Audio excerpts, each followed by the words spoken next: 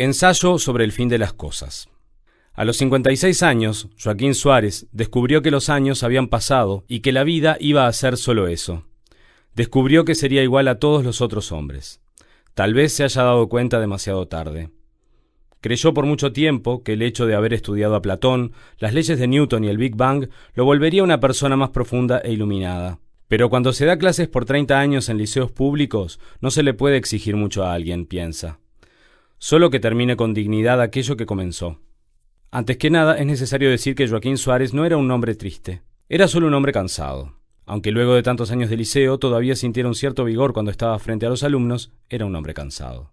Una persona puede soportar 2 o 3 tragedias en la vida. Después de eso, empecinarse en vivir suena indecoroso, piensa. A veces Joaquín creía que era un hombre afortunado, pues tuvo solo 2 tragedias en su vida. La primera fue la muerte precoz del padre cuando él tenía 7 años. Y la segunda fue darse cuenta de la proximidad de la vejez. Ahora evalúa si la exesposa, Elisa, fue también una tragedia o nada más que otro amor fallido. Tantas y tantas veces las heridas de amores fracasados lo mataron, y tantas veces resucitó al punto de olvidarlo todo y creer nuevamente que el amor era bueno y posible. Pero a los 56 años tenía miedo de no resistir, y en caso de que ese último disgusto se confirmara, tendría que tomar una decisión. Ninguna tragedia pasa impune, piensa. Joaquín Suárez era profesor e iba a jubilarse, pero antes tenía un año por delante, y hasta entonces necesitaba hacer algo. Nunca supo lidiar bien con el fin de las cosas. A veces agarraba un almanaque y pasaba sus dedos por encima, pensaba en los feriados cuando podía ir a la playa. Era alentador, por lo menos. El mar siempre fue su conciliación con la pérdida, y él sabía que dejar de dar clases sería una especie de muerte. La vida no es nada sin un proyecto, piensa. El suyo parecía bastante ambicioso. Hacer un diario. No era una exageración. Para él, que tenía tantas dificultades con las palabras, escribir un diario y mantenerlo sí que era un desafío. El tiempo es siempre irreversible, piensa. El diario sería un modo de redimirse con las palabras que no dijo. Más que eso, el diario sería un ajuste de cuentas con el pasado y con su profesión. Una vez, una alumna dijo que él decía cosas lindas y que por lo tanto debía poner eso en un libro. Pero él jamás podría escribir una novela. Soy un hombre de ciencia, entrenado para no ser poeta, piensa. Y tampoco tendría condiciones psicológicas ni estéticas para ello. No sabía hacer literatura.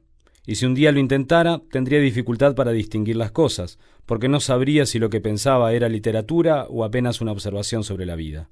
Una noche, entusiasmado con la posibilidad de hacer un diario, Joaquín agarra una hoja y escribe: «Tengo 56 años y estoy por jubilarme. Durante todo este tiempo vi muchos profesores abandonar el barco. Pero el hecho es que existe un tipo de profesor, un único tipo. Aquel que resuelve, por ingenuidad o por imbecilidad, tomar el toro por las astas, permanecer en el frente de batalla, año tras año, y que se propone todos los días agarrar a la vida del pescuezo y sacudirla. Sé que lo más común, cuando el barco empieza a hundirse, es que las personas salten por la borda, pero oigan, aunque el barco se hunda, alguien tiene que resistir. Y fue lo que hice, por 30 años, porque alguien se tiene que quedar para borrar el pizarrón, apagar las luces y cerrar la puerta». Cuando se lidia con alumnos durante 30 años, la lógica y el absurdo se vuelven una línea muy tenue. Pero si nada tiene sentido, la cabeza debe aprender a lidiar con eso, piensa.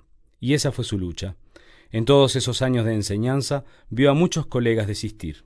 Y él no los culpaba por eso. Ver generaciones y generaciones de niños y adolescentes pasar frente a uno te vuelve, en última instancia, un ser invisible, piensa. Olvidado entre el pizarrón y la tiza. En el salón de clases desapareces para las personas. Todos creen que si estás allí teniendo que aguantar las insolencias de niños y adolescentes es porque no te fue bien en la vida. Pero a fin de cuentas vos sabés que no es eso. Sabés que estás ahí porque lo elegiste. Joaquín enseñaba física a 6 grupos en un liceo público. La mayoría de los alumnos que frecuentaban sus clases eran adolescentes a los que no les había ido bien en el turno diurno. Algunos eran indisciplinados y repetidores. En la parada de ómnibus los alumnos los saludaban. Joaquín era para ellos el profesor al que no le gustaba dar clases, porque ya no les rompía las pelotas a los alumnos con fórmulas y conceptos. Él mismo ya se había acostumbrado a esa imagen, y en cierto modo eso le hacía bien. Cuando el ómnibus llegaba, los alumnos lo dejaban pasar primero. En ese momento todos eran gentiles. «Córranse, nabos, ¿no ven que el profesor quiere pasar?», decían. Durante el recorrido le molestaba saber que aquello que los profesores se esforzaron toda la noche en decir ya se desvanecía en sus mentes. Y ahora, mirándolos a todos, se daba cuenta de que esa fue su lucha cotidiana, la única que todavía valía la pena. Hacer que su voz permaneciera en sus cabezas lo máximo que pudiera, piensa. Pero en aquel ómnibus tuvo la impresión de nunca haber logrado influenciar a nadie. Tenía 56 años y todo lo que tenía en las manos eran los libros, algunas pruebas y unas ganas locas de tomar algo. Joaquín baja cerca de un boliche que solía frecuentar. Pide un trago, enseguida piensa en Elisa. Y pensar en ella le hacía no prestar atención en el sabor de la caña. Pide una más. Piensa en Elisa y bebe. Entra en una especie de torbellino. El sabor amargo y la falta de Elisa. Otra. Y ya está borracho. En la embriaguez parecía lidiar mejor con la pérdida. El dolor se adormece. Vuelve a casa. Está mamado y levitante. Duerme. Se despierta de resaca con el despertador gritando. Está frío y lloviznando. Resaca, frío y lluvia, la fórmula perfecta para llamar al liceo y decir que está enfermo. Pero no. Joaquín se levanta porque no le gusta faltar. En el camino al liceo siente una especie de rabia de sí mismo por volver al abismo. La falta de Elisa. Tal vez porque 10 años de convivencia fuera mucho tiempo para olvidar así nomás, se consuela. Se resignaba e intentaba comprender el fin nuevamente. Regresaba al pasado. Analizaba pormenores de la relación, las discusiones, los silencios y las heridas. No ame bien, piensa. E incluso cuando se ama mal, todavía se puede vivir. El amor no impide la vida. Continúa porque los autos no paran, hombres y mujeres se levantan y van a trabajar. Sigue, no por valentía, sino porque no hay más remedio. Y no hay en eso ninguna enseñanza o lección que aprender, a no ser domar la tristeza y aceptar convivir con ella, piensa.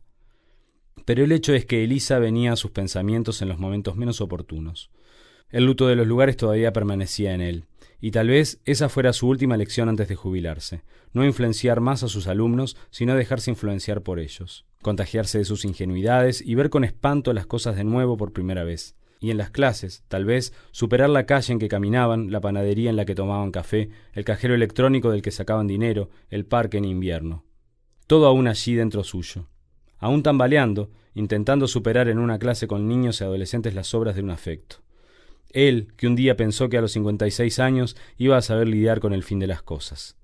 Pero el dolor no elige edad para querer doler, piensa.